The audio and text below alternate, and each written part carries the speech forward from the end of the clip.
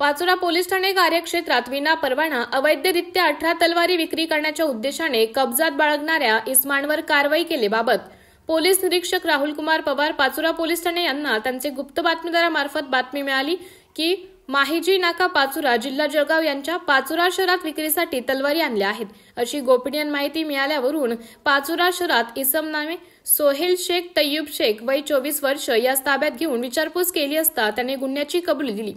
विक्री करण्यासाठी आणलेल्या एकूण 18 तलवारी किंमत अंदाजे 54,000 रुपये या लपवून ठेवलेल्या ठिकाणावरून काढून दिलेल्या आहेत। तसेच काही तलवारी त्याने विक्री केल्या आहेत असं सांगितले आहे। तरी त्याच्या विरुद्ध पोलीस ठाणे पाचोरा येथे गुन्हा दाखल करण्यात आला आहे व पुढील तपास पाचोरा पोलीस ठाणे करीत आहेत।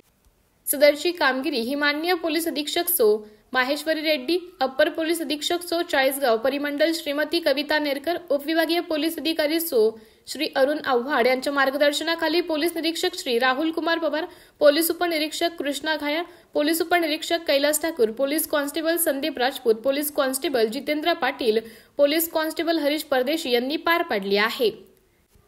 स्टार न्यूज साठी प्रतिनिधी महेश पाटील, नाशिक।